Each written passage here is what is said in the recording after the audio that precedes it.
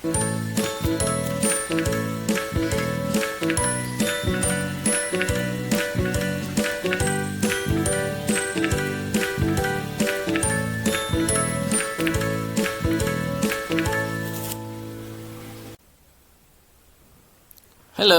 Assalamualaikum warahmatullahi wabarakatuh. Kembali lagi bersama saya Gio Satriani di seri video pembelajaran bahasa Inggris online. Pada video kali ini kita akan kembali belajar basic vocabulary ya. Vocab-vocab tentang apa saja akan kita pelajari. Nah, sebelum itu saya ingatkan kembali untuk teman-teman yang belum subscribe ya, silakan tekan tombol subscribe-nya ya. Dan juga nyalakan tombol loncengnya agar teman-teman tidak ketinggalan update video-video pelajaran bahasa Inggris yang lain yang tentunya sangat berguna untuk teman-teman semuanya. Oke, kali ini kita akan belajar vocab atau kosakata tentang everyday activities bagian yang kedua. Alright, nah jadi kita sudah pernah mempelajari beberapa kosakata tentang everyday activities ya pada bagian pertama. Nah, sekarang ada kata apa saja pada bagian yang kedua ini? Right. Nah, jadi ini dia daftar kata-katanya ya. Ada take a nap. Oke, take a nap artinya tidur siang. Ya, tidur siang. Tidur itu sleep ya. Siang itu noon, bisa juga afternoon, tapi tidur siang bukan afternoon sleep ya, tapi take a nap. Kemudian take a rest. Nah, take a rest sama-sama berawalan take ya. Take a rest artinya istirahat. Kemudian ada go to work. Pergi bekerja ya. Go to work, pergi bekerja. Nah, ini juga bagian dari aktivitas sehari-hari ya, go to work. Kemudian ada come back ya, come back atau kembali ya, come back ini kembali. Kemudian go home artinya pulang. Ada sedikit perbedaan ya antara come back dengan go home.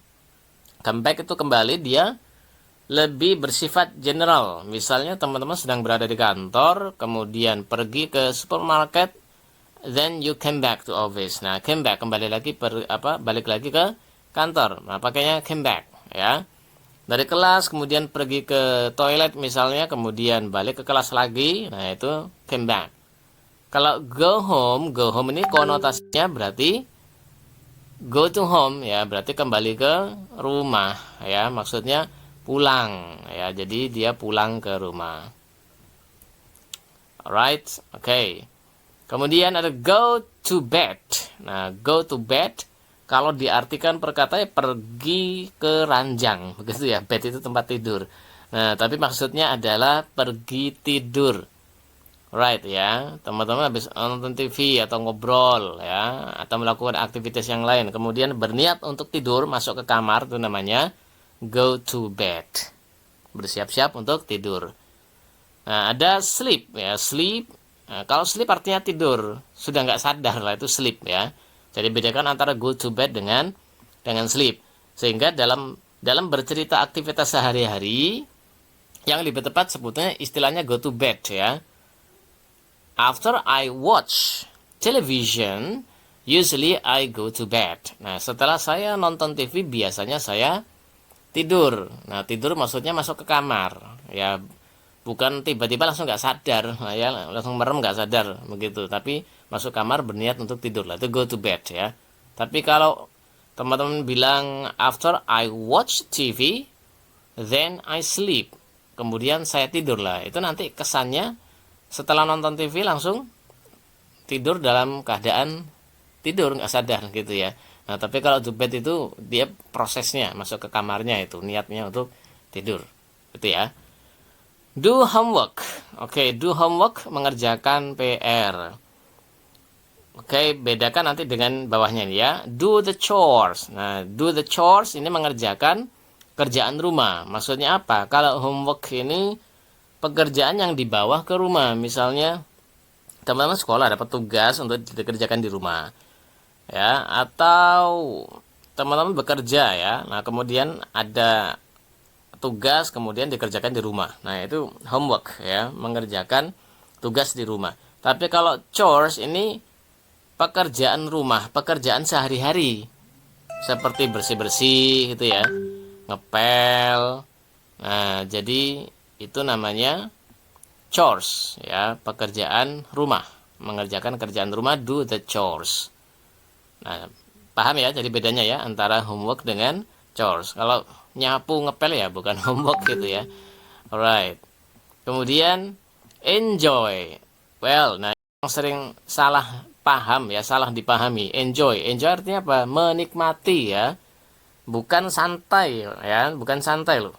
Karena banyak teman-teman itu mengucapkan atau menceritakan sesuatu dengan maksud santai, tapi pakainya enjoy. Nah, enjoy itu menikmati, bukan santai ya. Ketika ditanya, why do you like swimming? Because swimming make me enjoy. Nah, ini tidak tepat. Berenang membuat saya menikmati. Nah, menikmati apa? Gitu ya. After I watch TV, I enjoy. Gitu. Nah, ini juga ngambang jadinya. Setelah saya nonton TV, saya menikmati. Nah, pasti maksudnya itu setelah nonton TV saya bersantai.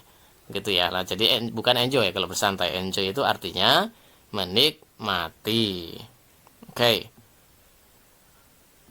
Kemudian, nah pada halaman kedua ini saya berikan beberapa kosakata yang ini masih sangat diperlukan ya ketika kita bercerita aktivitas sehari-hari. Nah, namun ini berkenaan dengan keterangan waktu dan kata hubungnya ya.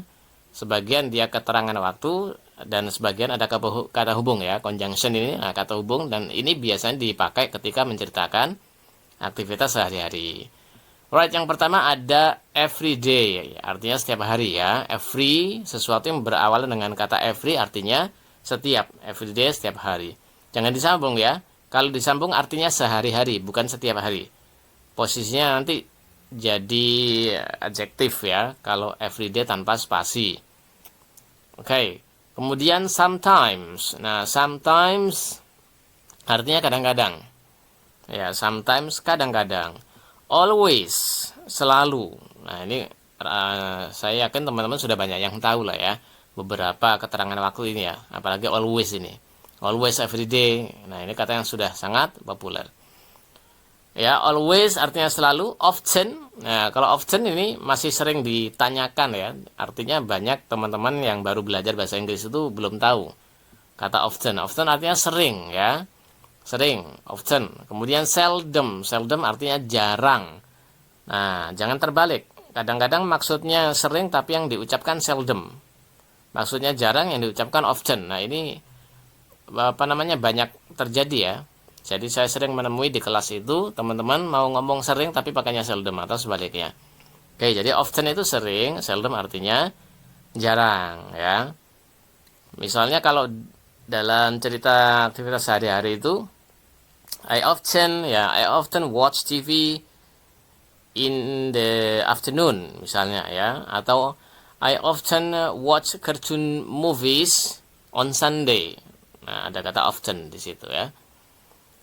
Kemudian ada usually. Usually artinya biasanya ya, biasanya. Usually after I wake up I immediately go to the bathroom. Nah, biasanya setelah saya bangun itu saya langsung menuju ke kamar mandi, contohnya ya. Jadi biasanya, usually. Right, and then rarely. Rarely ini sama dengan seldom, artinya yaitu jarang ya, rarely. Kemudian then. Nah, then ini kata penghubung. Dia biasanya untuk mengurutkan ya. Misalnya I wake up in the morning. Then, okay, boleh then saja, boleh and then ya. Then I go to the bathroom. Nah, jadi then sebagai kata hubungnya atau kata sambung ya. Selain then ada juga after. After kadang-kadang after that ya, dilengkapi dengan that. Jadi boleh after that, boleh after. Nanti tergantung kalimatnya ya. Kalau after that, nah itu hanya menjadi penghubung penyela saja ya, penghubung. Misalnya I brush my teeth. After that I come back to my bedroom. Nah, tapi kalau after ini dia biasanya disambung dengan kalimat sebelumnya ya. After I brush my teeth, nah gitu. After I brush my teeth, I go to my bedroom, begitu ya. Right. Jadi after setelah. Kemudian ada before. Nah, before artinya sebelum. Ya, misalnya before I go to school, I always prepare my books, my pens, and also pencils in my bag. Nah, jadi itu before ya. Jadi sering juga dipakai dalam penceritaan aktivitas sehari-hari. Oke, itu beberapa kata yang sangat penting ya untuk teman-teman kuasai untuk bisa menceritakan aktivitas sehari-hari dengan baik. Alright. Jika masih ada yang pengen ditanyakan ya berkenaan dengan kosakata aktivitas sehari-hari, teman-teman bisa tulis di kolom komentar. Kita ketemu lagi pada video berikutnya. Thank you.